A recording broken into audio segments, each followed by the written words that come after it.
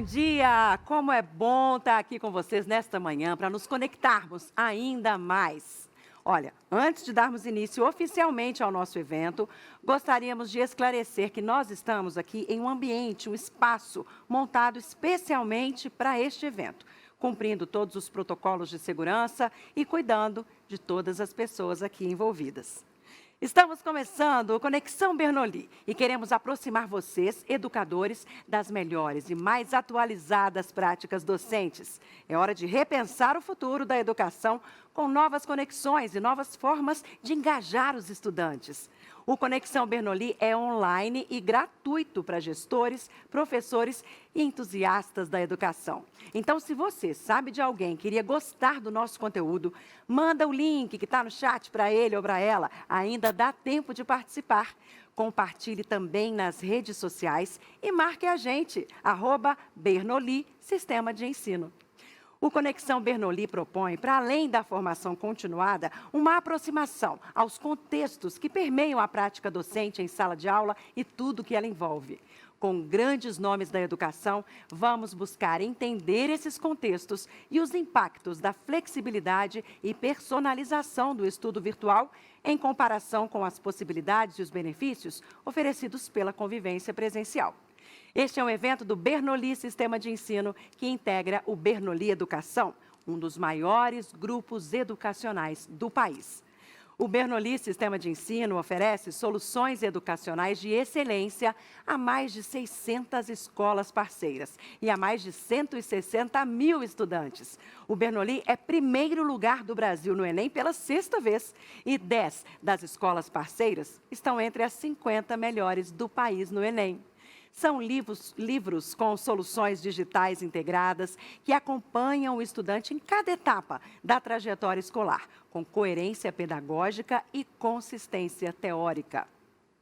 O Bernoulli Sistema de Ensino está ao lado da escola em todos os momentos da parceria, oferecendo assessoria pedagógica continuada a professores e gestores, com atendimento personalizado e consultores próprios, além de ter inteligência logística, com entrega pontual em todo o Brasil.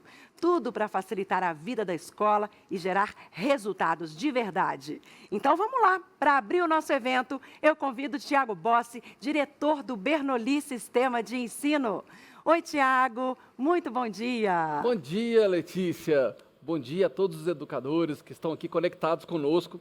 É verdade que a gente gostaria de estar junto deles, né? Que pudesse estar num espaço, né, trocando, mas infelizmente, como a pandemia nos impõe, né, essas restrições, e claro que a gente está tomando todo o cuidado, né, mantendo o distanciamento entre a gente aqui, entre todos que estão aqui no estúdio, né, é a maneira como a gente encontra para estar conectado com todos os nossos amigos educadores de toda a rede Bernoulli. E é interessante, né, Letícia, na hora que a gente pensa um evento como esse, né, a importância da gente buscar entender aquilo que faz sentido, né, para os nossos professores, para todas as escolas Bernoulli. Nesse sentido, a gente vai trazer aqui hoje o professor Mozar Ramos, que vai trazer um diálogo super bacana a respeito das possibilidades da educação contemporânea e de como o futuro, né, pode ser pensado a partir, né, de uma educação verdadeiramente transformadora. E quando a gente fala de futuro, Letícia, tem uma coisa muito legal de compartilhar com os nossos amigos, que é a importância de se ter um norte. Porque o futuro é tão desafiador, são tantas dúvidas, né, e como é que você orienta, né, para que as suas ações tenham um reflexo adequado naquilo que você precisa? Aqui no Bernoulli a gente tem um norte muito claro, que eu gostaria, né, de reforçar aqui com os nossos amigos, que é ter sempre o aluno ao centro. Isso nos ajuda em tudo, né, seja no desenvolvimento dos nossos produtos, nas nossas soluções de tecnologia e nas ações do time de suporte pedagógico, que está por trás de um evento como esse aqui, que é o Conexão, né? Esse time de suporte pedagógico, ele é responsável por auxiliar a escola em tudo aquilo que ela precisa, né? Desde as necessidades que estão relacionadas ao material didático, às soluções educacionais que o Bernoulli oferece, mas também, né, naquelas necessidades que a escola, né, tem no seu dia a dia, né, sendo mais variado, das mais variadas fontes.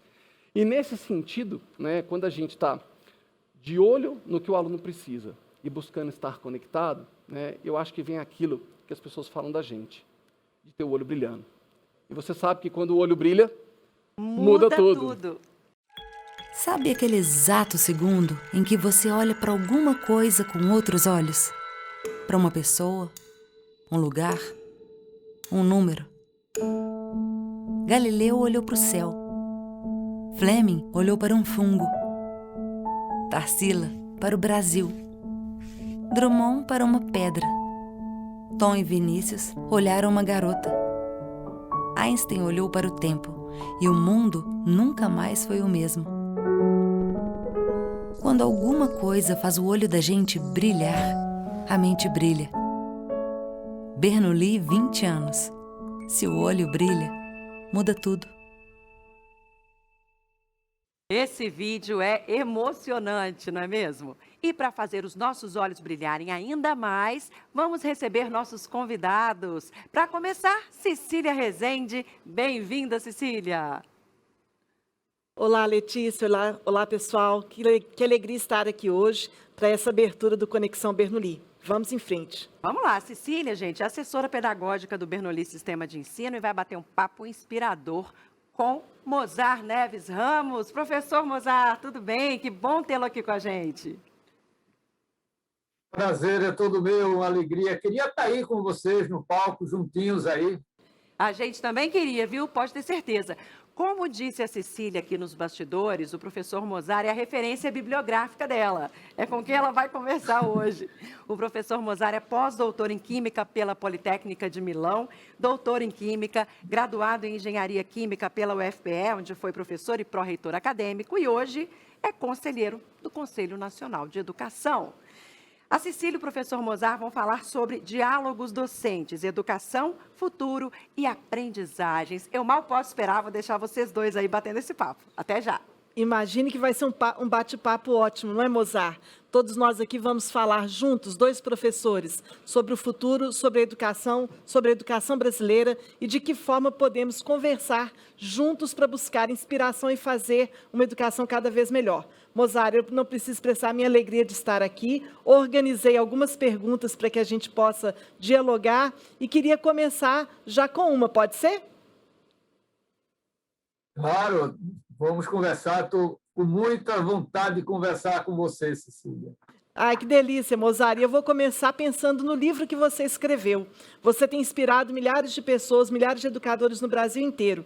E na sua última obra, Sem Educação Não Haverá Futuro, você afirma que é necessário assegurar acesso à escola e à educação com eficiência, com eficácia e com efetividade. No cenário atual, nesse mundo de pandemia e pós-pandemia, poderíamos incluir aí o acolhimento, a tecnologia? Isso seria fundamental também? Como que você pensa nisso? Podemos começar falando disso? Claro, eu entendo que nós estamos vivendo um cenário muito disruptivo, com profundas descontinuidades tecnológicas. Então, aquilo que, de certa maneira, nós pensamos, né, colocamos para o futuro, esse futuro se antecipou rapidamente. Então, naturalmente, entendemos ainda que é fundamental trabalhar com eficiência, com eficácia e com efetividade. Mas agora nós precisamos, como nunca, acolher tanto os nossos alunos como os nossos professores do ponto de vista socioemocional, acompanhar a saúde mental, porque o desgaste do ponto de vista psicológico, né, tem sido muito elevado por conta da pandemia.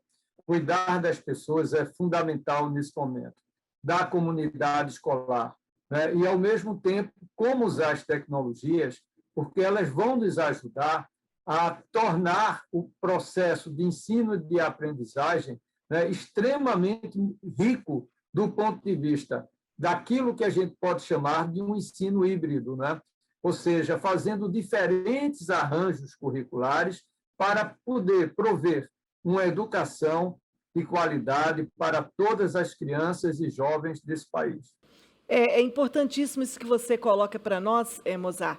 Essa tecnologia veio para ajudar, não é? Ela não veio para nos afastar. Algumas pessoas dizem assim, eu estou com medo desse mundo pós-pandemia, da tecnologia substituir o professor. Eu tenho dito várias vezes que a tecnologia não vai substituir professor algum, porque a escola é lugar de celebrar o conviver, a troca, a partilha. Mas um professor que não fizer uso dessa tecnologia, certamente vai ter dificuldades em enfrentar essa educação do futuro. Você vê assim também? Com certeza, Cecília. A gente, na verdade, se a gente olhar com um pouco, eu costumo dizer que a Covid-19 foi um catalisador para que a tecnologia chegasse mais rápido à escola, chegasse mais rápido às crianças e jovens.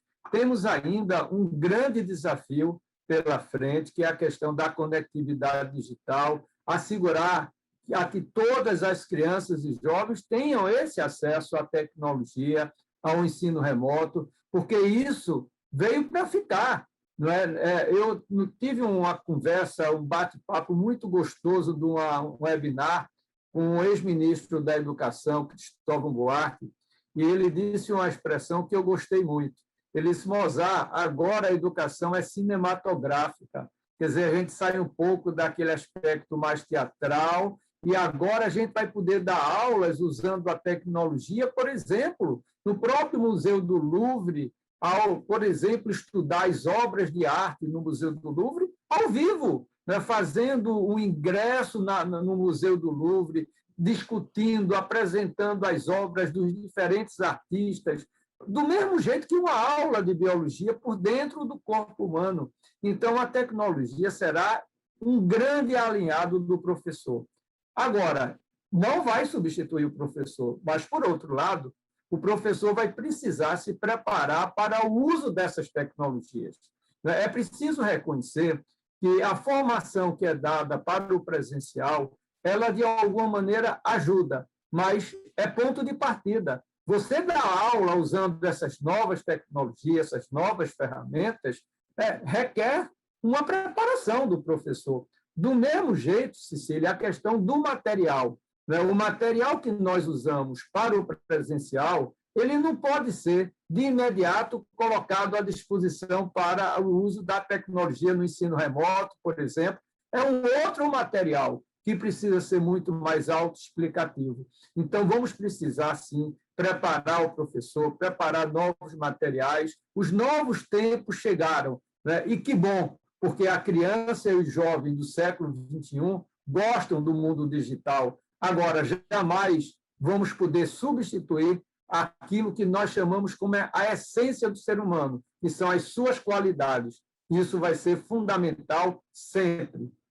Na verdade, né, Mozart, a gente está se reinventando. Reinventando no sentido de o que nós sabemos fazer de melhor no presencial, a gente agora buscar novas aprendizagens, novos modelos e permitir fazer uma sala de aula cada vez mais cinematográfica, no sentido de inspirar, de mobilizar novos conhecimentos, novos valores, novas atitudes, para desenvolver cada vez mais os nossos estudantes. Eu também gosto do que bom que você usou. E, ao usar o que bom, eu gostaria de colocar mais uma pergunta para nós. Como você, nós aqui do Bernoulli Sistema de Ensino, acreditamos que sim, haverá um futuro e ele será bom. Certamente, ele virá com uma educação que dê infinitas possibilidades e múltiplas experiências aos estudantes. Para você, Mozart, quais são as experiências curriculares fundamentais para essa educação do futuro? Bom, em primeiro lugar, entender que se nós estamos vivendo, e eu assim acredito, num cenário disruptivo, com grandes descontinuidades tecnológicas, os problemas cada vez mais complexos, vamos preparar e precisamos preparar as pessoas para o desenvolvimento pleno, para novas competências.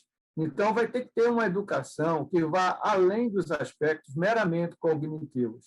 Aliás, eu acho que chegou o momento do Brasil começar a não pensar naquele velho ditado, quanto mais, melhor. Ao contrário, visitando países que estão no topo da educação, como Singapura, a Finlândia, eles hoje não estão preocupados mais com tanto conteúdo, mas de qualificar os conteúdos e promover no processo ensino-aprendizagem né, o desenvolvimento de habilidades sociais, emocionais, físicas, para que, juntamente com as habilidades cognitivas, a gente possa desenvolver plenamente as pessoas. Viver no mundo de hoje requer, por exemplo, a criatividade, o pensamento crítico, resiliência emocional, empatia, são habilidades, competências fundamentais para se viver no século XXI. E já estamos nele, não é? Não podemos deixar de reconhecer que o futuro chegou, e chegou para valer. Então, não dá mais para a gente ter uma sala de aula, né, em que os alunos estão enfileirados, olhando a nuca dos alunos da frente, alguém dando uma aula lá na frente, na lousa, de mais de 1 hora, com conteúdos, muitos deles já presentes em vários ambientes digitais. Então, hoje, o papel do professor vai mudar, está mudando, ele precisa ser criativo, inovador, pensar fora da caixa, para desenvolver todo o potencial existente nos seus estudantes. Lembrando um detalhe importante, que cada estudante tem um ritmo diferente de aprender, né? E eu acho que a nossa capacidade, a nossa sala de aula agora é como prover diferentes ritmos para que todos possam aprender. Às vezes, uma criança aprende melhor numa aula expositiva tradicional, mas outras vezes tem uma outra criança que aprende através de trabalhos em grupo, fazendo pesquisação, né, desenvolvendo conhecimentos, pensando em hipóteses, testando essas hipóteses. Ele aprende muito mais do que aquela aula estática, expositiva, tradicional. Outra vez, através de um vídeo. Né?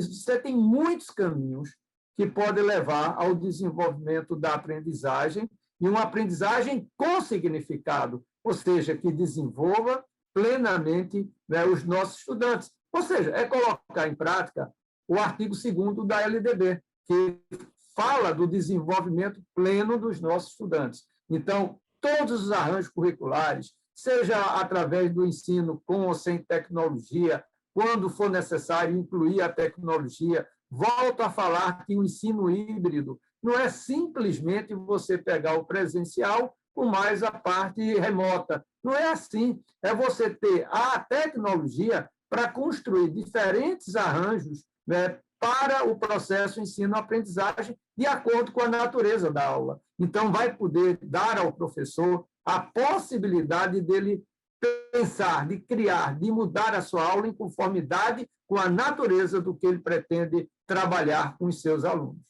Mozart, te ouvindo falar aqui, me deu a ideia de pensar em arranjos curriculares que vão privilegiar cada vez mais os diálogos abertos com o território, não é isso? O fazer do território um olhar para que os problemas do território cheguem aos currículos de cada sala de aula e mobilizem essa sala de aula para resolver os problemas que são inerentes aos jovens, às crianças, aos adolescentes no seu contexto. Você trouxe uma palavra que me é muito cara também, a pesquisação. Está na hora das nossas escolas organizarem horários coletivos de iniciação científica e de investigação. A iniciação científica, você veio muito da academia, e você lembra que a iniciação científica era o sonho dourado dos estudantes da graduação. Como é que você pensa a iniciação científica na educação básica?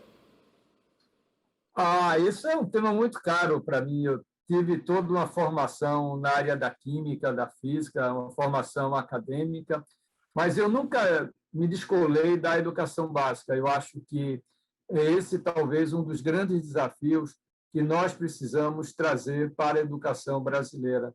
Acabar com essa dicotomia entre ensino superior, academia, educação básica, ensino básico, professores do nível superior, professores do nível básico. É muito importante a gente integrar esses níveis, esses dois níveis de ensino, e eu acho que um caminho muito bacana seria através, por exemplo, da própria iniciação científica. Diga-se de passagem que é, inclusive, um dos itinerários formativos que está previsto no novo ensino médio. Você falou também de um outro tema, que é a questão de ter um envolvimento, é aquele envolvimento da formação cidadã, né, dos jovens se envolvendo com o seu território. É outro tema muito importante em itinerário formativo, que é a questão da mediação. Você ter aquela questão do sociocultural, você está se envolvendo com os problemas sociais, culturais do bairro em que você mora. tornando o seu ambiente muito mais rico do ponto de vista de oportunidades. E a ciência, em particular, ela nos permite, de alguma maneira, criar, desenvolver o pensamento crítico. Eu vou te contar uma história rápida, eu vou encurtar por uma questão de tempo. Certa vez eu dei uma aula sobre estrutura de moléculas, né? E desenhei as moléculas, o álcool, a acetona, ácido carboxílico na lousa. A lousa estava linda, sabe aquela lousa que a gente não vamos apagar, que está parecendo uma fotografia, né? Isso eu aprendi muito cedo.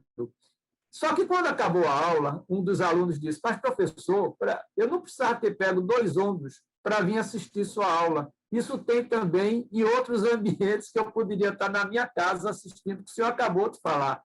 Olha, aquilo foi um baque para mim, porque você olhava a lousa, olhava a aula, e eles adoravam as minhas aulas, mas aquela aula em particular, ele disse, foi uma aula que não teve um enredo, que não, quer dizer, faltou a criatividade, faltou desenvolver nos meus alunos o pensamento crítico. Estava quase que uma aula em que era uma comunicação de conhecimentos. Eu contei essa história a Ariano Suassuna, né? O nosso grande Ariano Suassuna. Tanta falta está nos fazendo, principalmente em momentos como esse, não é? E eu conversei, eu era muito amigo de Ariano, e ele disse para mim: olha, Mozart, você tem que fazer da sua aula sempre um enredo, tem que ter uma história, tem que ter um sentido. E eu dei essa mesma aula, ouvindo Ariano falar, no semestre seguinte. E aí eu usei a pesquisação, Cecília. Eu perguntei aos alunos: vocês acham que tem moléculas no espaço interestelar? E eles estavam divididos em grupos, e não mais naquela aula chata, enfileirada, o aluno olhando a nuca do aluno da frente, trabalhando em grupo, fazendo pesquisa. Aí deu um problema. O problema era: tem moléculas no espaço interestelar, na região de Taurus, que é uma região muito similar àquela da origem da Terra, e eles começaram a pesquisar, e foram, ao longo de toda a aula, descobrindo estruturas e de moléculas, e foram, portanto, aprendendo pesquisando, e não eu desenhando a estrutura da lousa. Faz uma total diferença. Quer dizer, houve toda uma história que terminou com uma pergunta central.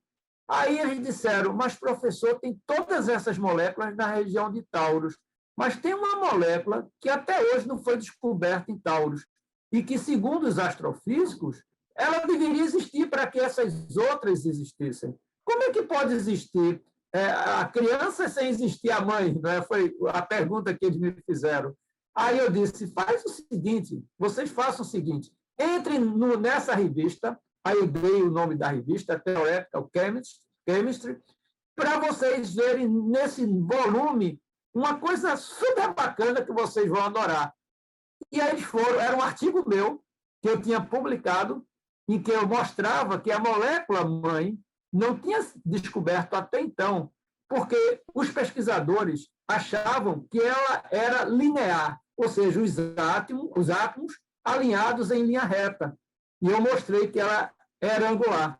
E, com isso, mudava a detecção dela lá na região de Taurus. E os japoneses, a partir do nosso trabalho, detectaram essa molécula, que eu vou dizer só por um acaso aqui, é C3, 3 átomos de carbono, nitrogênio, hidrogênio, C3NH. Né? E essa foi talvez uma das descobertas dos nossos trabalhos em química molecular, e os alunos saíram encantados, estudaram estrutura de moléculas, pesquisando, pensando, criando, tendo desenvolvimento crítico das hipóteses e testando essas hipóteses. Eu acho que assim deve ser a aula do futuro, né? Aquela aula em que o professor, o papel dele é impulsionar o aluno a buscar coisas novas, a empurrar a fronteira do conhecimento. Nossa, ouvindo Mozart aqui agora, você está nos convidando a pensar que a sala de aula do futuro, e, na verdade, a sala de aula que temos agora, precisa ser uma sala de aula com menos informação e com mais investigação. porque informação está no Google, informação está por todo lado. Agora, a grande questão, não é, Mozart, é transformar informação em conhecimento. E para transformar informação em conhecimento, você foi muito feliz. Você criou aí na história que compartilha conosco aqui, uma narrativa que começa, faça uma boa pergunta, fazendo uma boa pergunta, dê a eles mecanismos de juntos, de colaborar, num grande colaboratório, pesquisarem. E pesquisando, vão buscar quem pesquisa, quem faz. Você foi uma fonte. E tenho certeza que quando eles te encontraram lá como o autor do artigo, se inspiraram. E certamente você plantou um projeto de vida. Você plantou, poxa, meu professor está aqui, ele está ajudando japoneses a pensarem também, por que eu não posso pensar junto?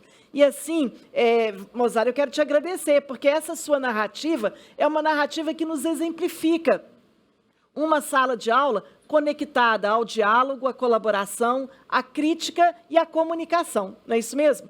Queria te continuar essa nossa provocação, pode ser? Ô, Cecília, nessa nossa história, tem uma palavra muito importante para o professor do futuro, né? E o futuro é hoje, né?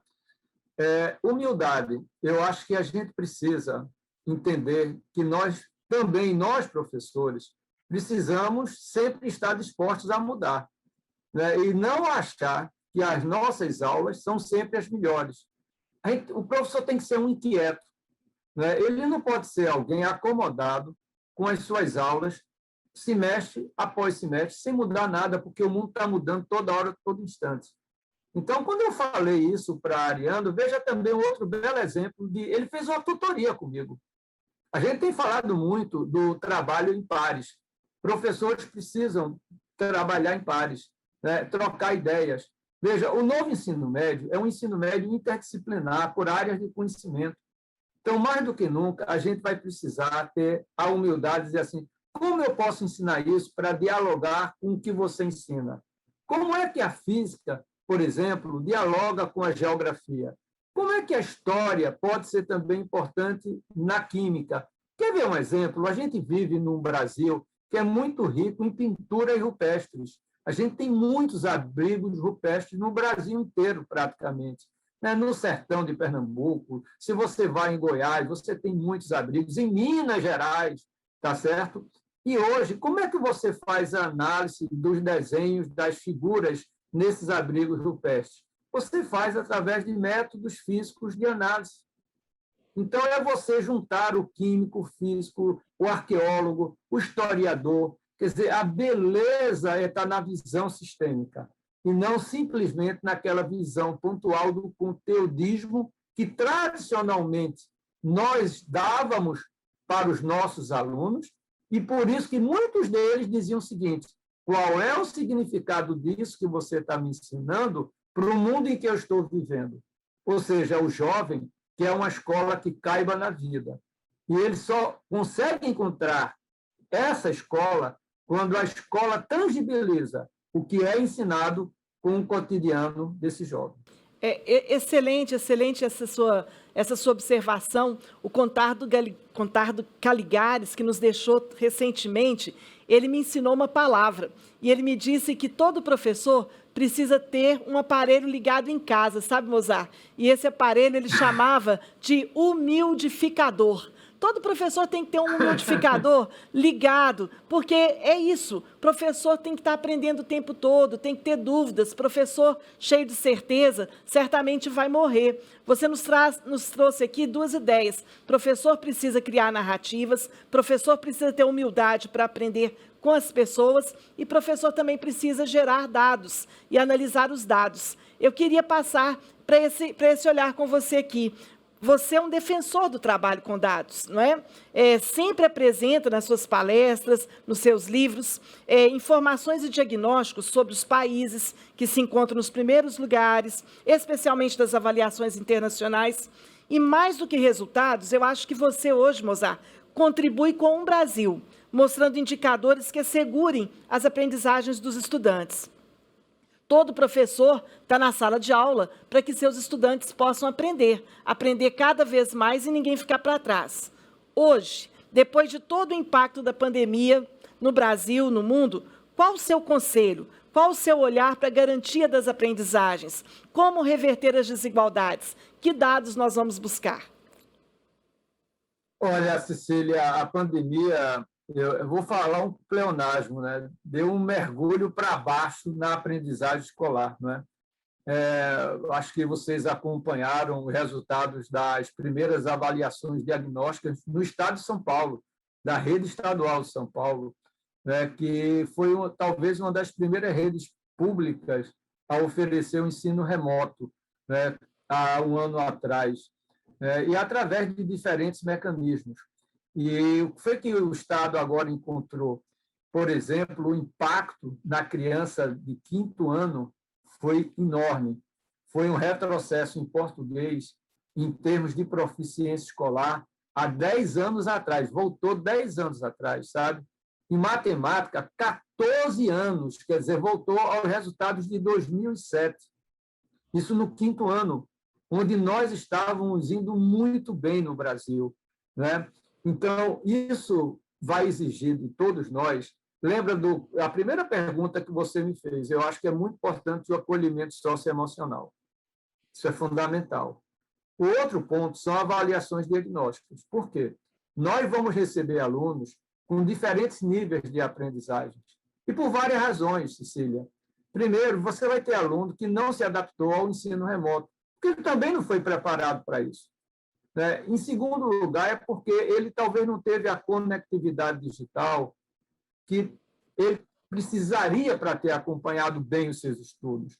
Então, vamos precisar fazer avaliações diagnósticas e vamos ter que preparar os alunos naquilo que eu estou chamando do aluno de tempo integral. Ou seja, a gente preparar o aluno, onde ele vai ter uma parte que é comum das aulas, que é na escola tradicional, mas vai ter que ter também um projeto pedagógico por aluno ou por grupos de alunos, de acordo com os níveis de aprendizagem que eles se encontram. E aí, é nesse sentido, onde eu entendo que a tecnologia vai ajudar muito, né? E volto a lembrar, as plataformas adaptativas, elas terão um papel central para poder acompanhar o desenvolvimento dos diferentes alunos com as diferentes trilhas de aprendizagens, né? Então, tanto para suprir esses déficits de aprendizagem de 2020, né? Tem países, Cecília, eu estava lendo ontem, que já estão pensando no contínuo curricular, pensar no planejamento curricular para poder enfrentar esses déficits de aprendizagem, olhando 2023, não é nem mais 2022. Veja, o próprio Conselho Nacional de Educação, do qual faço parte, né, a gente fez um parecer e uma resolução orientando para ter o contínuo formativo curricular 2020-2021. Isso já caducou, por quê? Porque com a segunda onda da pandemia e com esses dados que eu acabei de mostrar, no caso de São Paulo, né, que foi o Estado que primeiro ofereceu, imagina que nós temos hoje no Brasil cerca de 200 municípios, a estimativa da Undime, dos secretários municipais, que não ofereceram nenhuma atividade escolar desde o início da pandemia. Imagine que nível de desenvolvimento e aprendizagem essas crianças se encontram nesses municípios.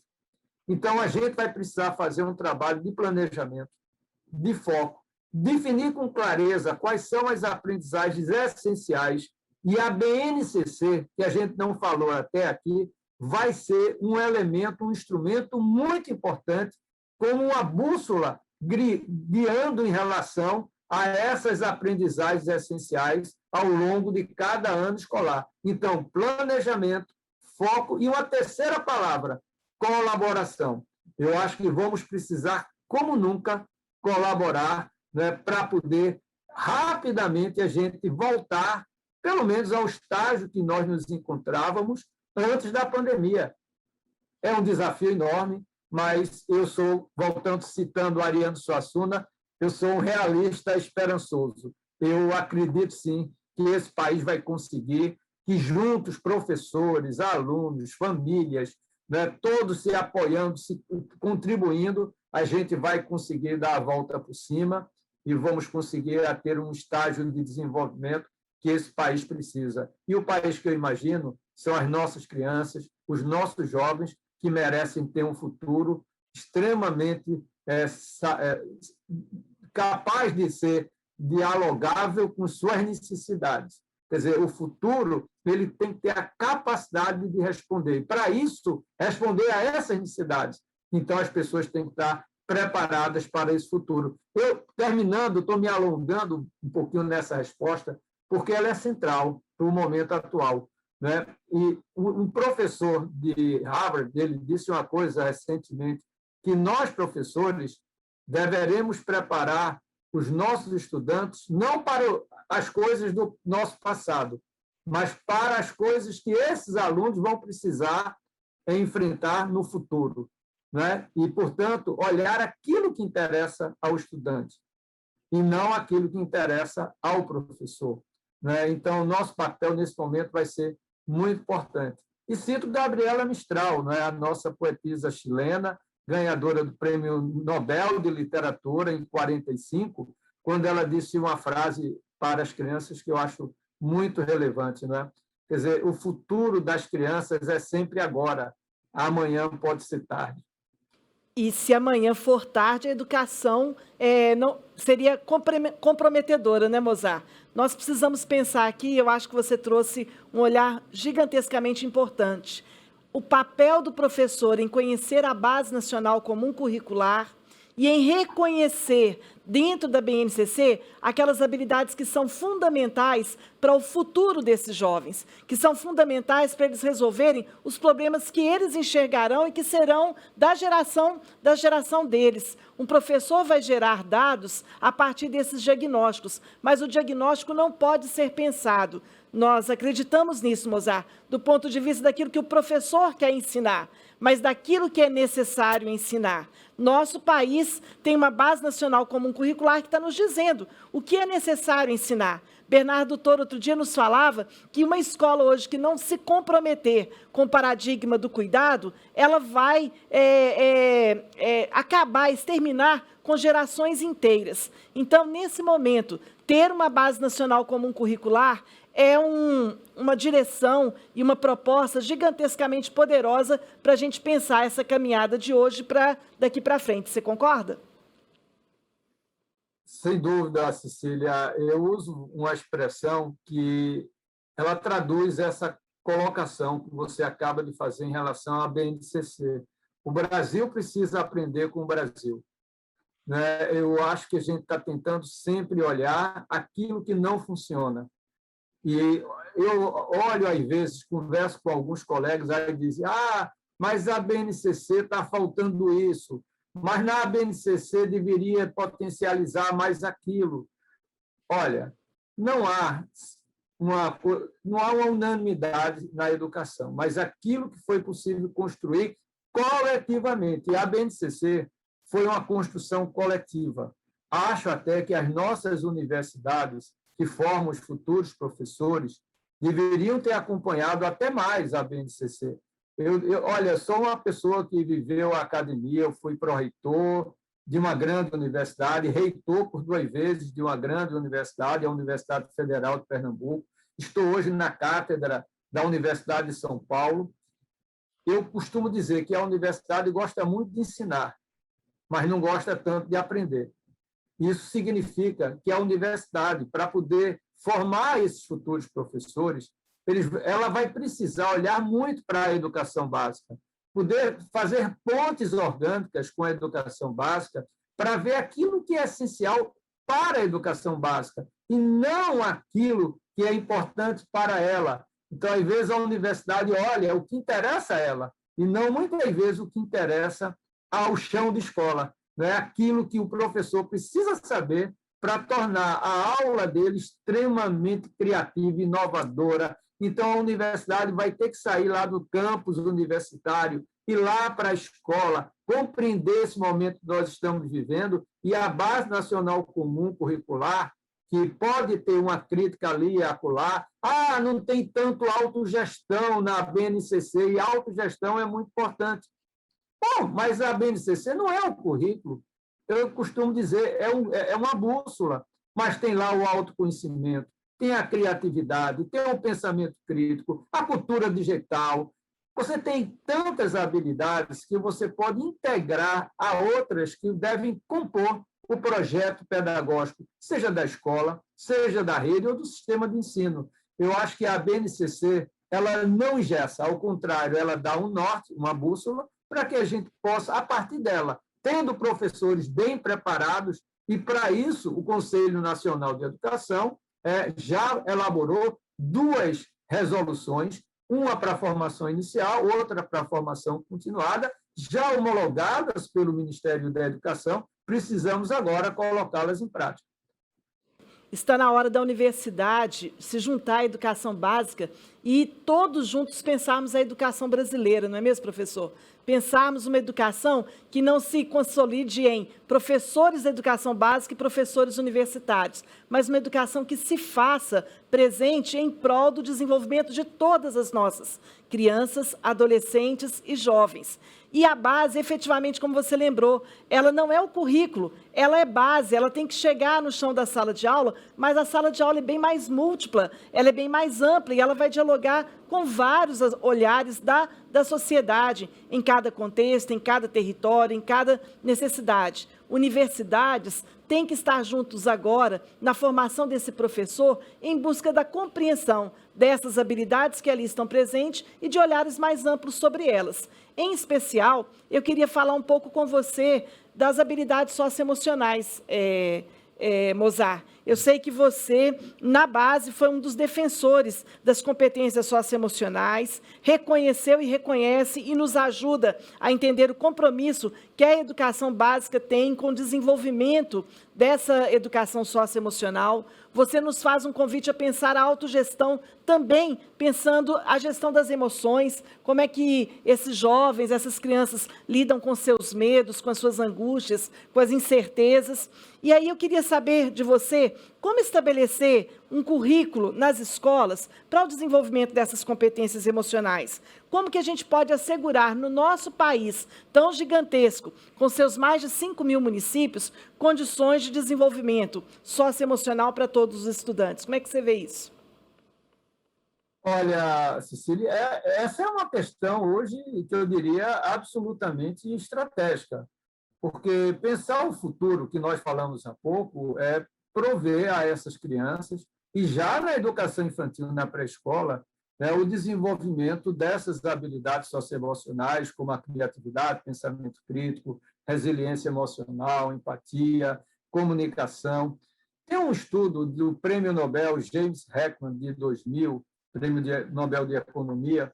Ele fez um estudo, ele tem vários estudos, na verdade, mostrando, por exemplo, num deles, as crianças que na pré-escola, portanto, falando de 4 a 5 anos, que desenvolveram essas habilidades, comparada com crianças que estudaram em escolas de educação infantil, de pré-escola, que não desenvolveram, não promoveram no ambiente escolar tais habilidades. Olha o que ele encontrou. As crianças que tiveram as habilidades desenvolvidas na pré-escola, ele fez um estudo longitudinal, até a vida adulta dessas crianças. 44% são as chances maiores de concluir o ensino médio se elas desenvolverem essas habilidades ainda na pré-escola. 35% menos problemas prisionais, se desenvolver as habilidades socioemocionais. O impacto no salário é quase 3 vezes maior. Ele acompanhou, monitorou essas crianças ao longo de toda a vida, foram milhares. Isso é um dado extremamente relevante que mostra como essas crianças, o desenvolvimento socioemocional delas impacta não somente nesses 3 aspectos, mas, por exemplo, aspectos vinculados à qualidade de vida. O bacana das socioemocionais é que você pode desenvolvê-las ao longo de toda a vida adulta. Aí você fez a pergunta, como é que a gente pode fazer isso? Sabe como é que o Japão está fazendo, já quem tocou no exemplo da pré-escola, muitas escolas japonesas estão trocando os brinquedos que as crianças pequenas, portanto, falando da pré-escola, brincavam no ambiente escolar por brinquedos de volumes e pesos maiores, para que elas só consigam brincar se brincarem juntas. Ou seja, você promovendo a colaboração, a empatia, você mostrando como juntas elas podem se desenvolver, trabalhar, brincar muito melhor. Então, você estabelece de forma intencional, dentro do processo de ensino-aprendizagem no ambiente escolar, estratégias para você desenvolver essas habilidades. Veja, por exemplo, aquela aula que eu falei há pouco da região de Taurus, né? Quando eu peguei os alunos, distribuí na sala de aula em grupos, eles começaram a trabalhar de maneira criativa, desenvolvendo o pensamento crítico, a colaboração, desenvolvendo as questões digitais, porque eles tiveram que entrar em vários ambientes para poder buscar a informação adequada. Então, a gente pode trabalhar o desenvolvimento dessas habilidades, em geral, por dois mecanismos.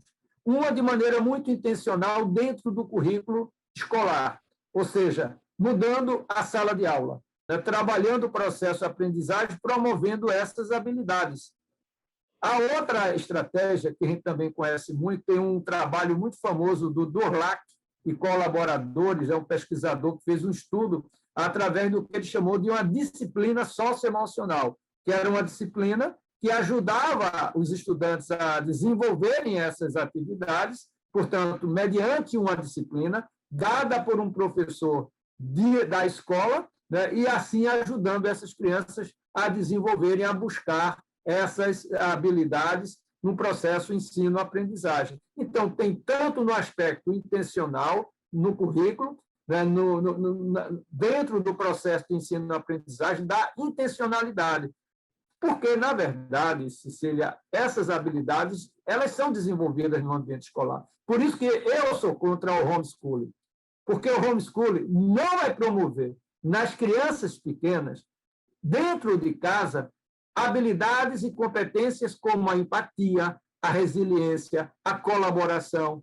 E se a ciência está nos mostrando estudos longitudinais de pesquisadores que ganharam o prêmio Nobel, mostrando o quanto isso é importante para a vida futura dessas crianças, é muito importante que os pais, ao tomarem essa decisão do homeschooling, que eu espero que não tomem, mas que a escola é o ambiente propício para o desenvolvimento dessas habilidades e competências que são tão importantes para a vida futura das nossas crianças.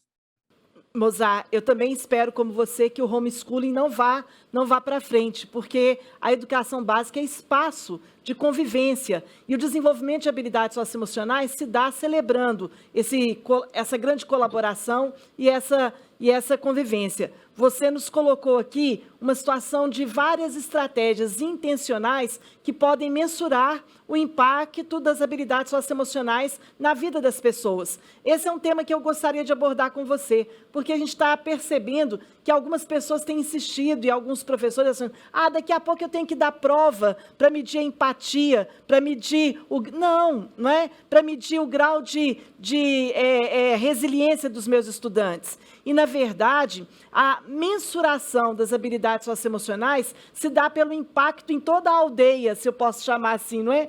Na convivência democrática, na capacidade de colaborar mais. Como é que você vê, então, hoje, Mozart, essas métricas para mensuração do desenvolvimento das habilidades socioemocionais? Não são provas, concorda comigo? Não são exames, não é isso mesmo? Olha, eu entendo que o mundo que nós estamos vivendo, você avaliar conteúdos, né, avaliar, eventualmente, empatia ou resiliência emocional, né, ou persistência, né, que são algumas dessas habilidades, não é para isso que a gente está preparando as nossas crianças, né? Eu acho que a gente tem que ter a consciência, aquilo que Lincoln foi o grande revolucionador, né, do bem na educação lá em Singapura. Eu fiz essa pergunta para ele. Lin, como é que vocês fizeram essa mudança para tornar Singapura o país em primeiro lugar no PISA? Aí ele disse, olha, Mozart, a gente não se preocupa em preparar os nossos estudantes para sistemas de avaliação. A nossa preocupação é preparar as nossas crianças para o desenvolvimento pleno delas. Você vai ver nas nossas escolas, e eu vi, que as crianças aprendem e se desenvolvem, e o que eles estão preocupados é como elas estão sendo preparadas para exercer a cidadania. E aí você tem vários mecanismos que acompanham o desenvolvimento pleno. Você pode, se quiser, e tem mecanismos até para você ter instrumentos para avaliar a criatividade, pensamento crítico. O PISA está medindo isso, mas não para aprovar ou para reprovar, é para saber se a metodologia empregada ela está permitindo o desenvolvimento da criatividade, do pensamento crítico, mas não com o conceito de reprovação. E diga-se de passagem, o Brasil precisa acabar com essa cultura de reprovação. A gente precisa acreditar, e essa é uma das habilidades postas no nosso parecer, no engajamento, que é uma das dimensões que nós acreditamos que é fundamental para a escola do futuro, e o futuro é agora, é acreditar que todos os alunos podem aprender. E eu acho que não é a questão de você estar medindo se sabe mais ou menos português. Claro, ele tem que desenvolver habilidades que são tanto cognitivas como socioemocionais para o seu desenvolvimento ao longo de toda a sua formação básica. Mas o mais importante é que o professor acredite que ele pode sim desenvolver por caminhos diferentes. Já falei isso aqui, e eu acho que as plataformas adaptativas, as trilhas de aprendizagens, mecanismos diferentes, dando possibilidades de que cada criança, cada jovem, entenda que tem a sua maneira própria de buscar o conhecimento e se desenvolver plenamente. Eu acho que essa deva ser aquilo que Lin colocou para mim. Nós nos preocupamos, sim, desenvolver plenamente para formar o cidadão. E aí, qualquer que seja o sistema de avaliação, PISA ou qualquer outro, nossos alunos vão muito bem. Eles vão chegar lá seguros, não é, Mozart? Vão chegar prontos para esse mundo e cidadãos para essa sociedade. Cecília, eu me lembrei aqui, a gente está conversando, eu estou te interrompendo, mas eu me lembrei de uma conversa que eu tive com um jovem lá do Instituto Ayrton Senna, quando eu era diretor de inovação lá do Instituto. Amaral, ele se chama. E Amaral, uma vez, ele disse para mim, olha, Mozart, vocês estão querendo sempre que a gente acerte sempre. Para vocês, o bom aluno era aquele que tirava sempre nota 10. Mas, Mozart, a gente não inova se não tiver a possibilidade ao erro. Olha que bacana. Aquilo mexeu com a minha cabeça até hoje, porque a gente está sempre achando que o bom aluno, criativo, inovador, é aquele que acerta sempre. Mas ele me disse, mas, Mozart, a gente só inova, só empurra a fronteira do conhecimento se você me der a oportunidade de errar. Porque quando a gente erra, a gente também está aprendendo. E a gente pode, portanto, mudar a nossa postura diante do problema. Então, me deu a possibilidade do erro. Olha, foi uma aula o que aquele rapaz, que tinha metade da minha idade, me deu naquele dia. Na verdade, o Amaral te falou o seguinte, olha, professor, quando eu acerto, eu não volto para pensar no problema, mas quando eu erro, eu vou pensar em novas estratégias para resolver o problema. Vamos valorizar esse erro, vamos pensar junto de que forma esse erro pode conduzir a novas aprendizagens. Mozart, a gente está chegando na reta final da nossa conversa. E eu queria agora, num verdadeiro estilo jornalístico, pode ser assim, se eu chamar, me sentindo a Marília Gabriela com você aqui agora. Vamos fazer um bate-bola? Vamos fazer um bate-bola, jogo rápido? Eu vou te fazer algumas perguntas e você me responde elas bem rapidinho, pode ser? Bate-bola, jogo rápido entre Cecília e Mozart aqui agora, e eu tenho certeza que as suas respostas rápidas vão inspirar os milhares de professores que estão assistindo conosco agora o nosso Conexão Bernoulli. Primeira pergunta, então, do nosso bate-bola, jogo rápido. Qual o seu sonho para a educação brasileira? Todas as crianças aprendendo e se desenvolvendo plenamente. Ótimo, ótimo, muito bom. Onde estará a educação brasileira na próxima década, Mozart? Eu espero juntinho ali com a Finlândia, com a Coreia, com Singapura, com os países que estão na frente. Muito bom, também sonho, essa é a minha também. Qual a principal diferença entre o professor atual e o professor da sala de aula 2030?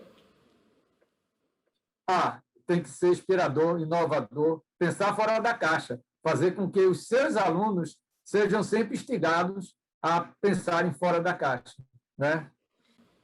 E pensando fora da caixa, eu acho que 2020 e 2021 nos ajudou a pensar um pouquinho fora da caixa, no contexto que estamos vivendo. O que a gente efetivamente aprendeu com a pandemia?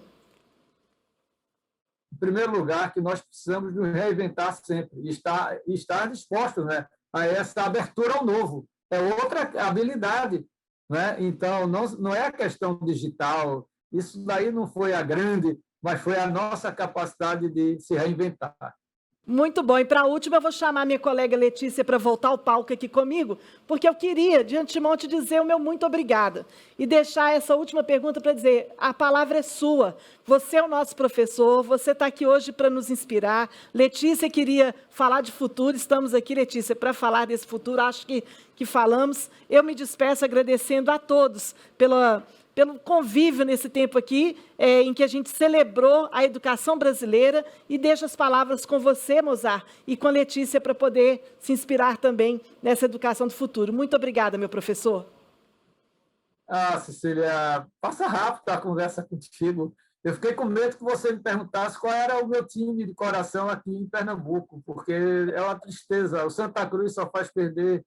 Então, eu estou muito triste, mas eu queria deixar uma mensagem. Não liga não, Mozart. Eu sou cruzeirense, estou pior. Estamos juntos. Mas eu queria mandar uma mensagem de uma palavra que nós não falamos durante o nosso bate-papo, e lembrando do nosso escritor russo, Dostoiévski, que ele diz o seguinte, que a razão da existência humana consiste não somente em viver, mas em um motivo para viver, né? E motivação é hoje, talvez, uma das expressões, uma das habilidades que mais está recebendo atenção no mundo inteiro, porque a motivação pode mudar o professor, pode mudar o aluno. E aí eu já convido a todos vocês a um grande evento que o Instituto Ayrton Senna está promovendo, gratuito, no dia 15 de junho, com grandes especialistas, né, que vão tratar dessa questão da motivação. Uma das pessoas que vai participar desse evento é aquele ator que fez A Criança que Descobriu o Vento, que é um filme belíssimo, né, que ele cria, né, que ele é motivado a promover a aula, a sala de aula, ele queria estudar, né, ele queria se desenvolver, né, e queria levar água, né, para a comunidade dele lá numa determinada região da África. Então, ele vai estar também conosco, né? A Gisele Bündchen, ela vai falar da importância da motivação também na vida dela, né? Além de alguns especialistas nacionais e internacionais.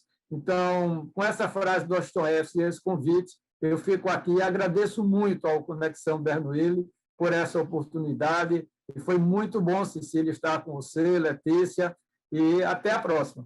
Até a próxima. Obrigada, Mozart. Obrigada. Você nos motivou. Tenha certeza disso. Temos um propósito agora, fazer uma educação brasileira de qualidade e com todo mundo. Obrigada. Já nos sentimos aqui no futuro.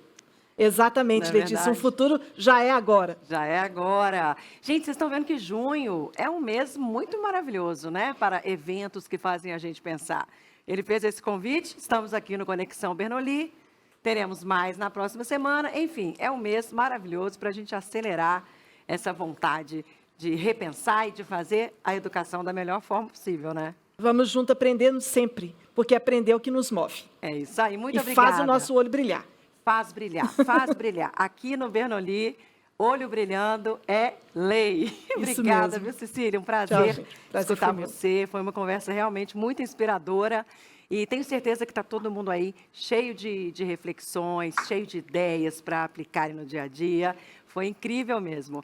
Agora nós vamos para um breve intervalo, tá bom, pessoal? Na sequência, vamos para os workshops de formação continuada com a equipe pedagógica.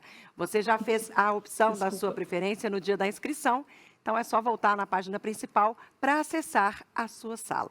Qualquer dúvida, fala com a gente aqui no chat. São 10 minutinhos, a gente volta já já, hein?